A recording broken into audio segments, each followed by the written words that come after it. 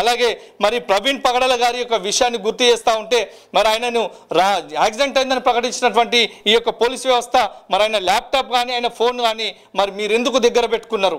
అవి తక్షణమే వారి కుటుంబానికి మీరు తక్షణమే అందించాలి.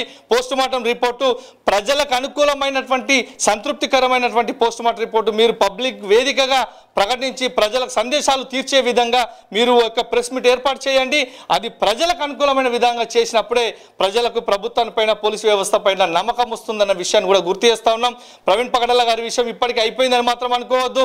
ఖచ్చితంగా ప్రవీణ్ పగడాల గారి ఆశయం విషయమై పోరాటం, ఆయనకు జరిగినటువంటి అన్యాయం విషయంలో ఈరోజు రాజకీయ వేదిక ఏర్పాటు చేయడం జరుగుతుంది.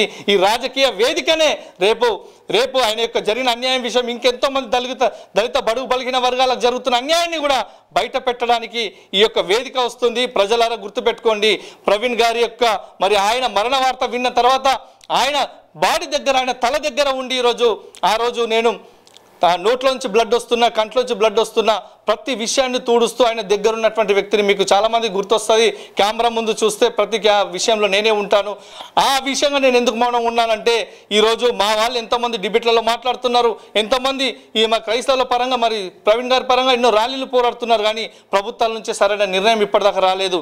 కానీ ఇప్పుడు గుర్తుపెట్టుకోండి, మనము రాజకీయంగా అడుగులేసి మన అధికారం తెచ్చుకొని చట్టసభల్లో మనం ఎమ్మెల్యేలు ఎంపీలను సిద్ధపరచుకున్న రోజే మనము మన ప్రవీణ్కు జరిగిన అన్యాయం విషయం కానీ మన యొక్క బడుగు బలిగిన వర్గాలకు జరుగుతున్న అన్యాయం విషయాన్ని కానీ బహిరంగంగా బయట పెట్టి నిజాన్ని బట్టబయలు చేసి ఈ ప్రవీణ్ గారి వెనుక ఎవరున్నారు, ఏం జరిగింది, వాళ్ళు ఎవరెవరు ఎంత పెద్దలు ఉన్నారు వారందరినీ చట్టపరంగా మనం శిక్షించడానికి మనం రాజకీయ పరంగా మనం ముందుకు రావాల్సిన అవసరం ఉంది.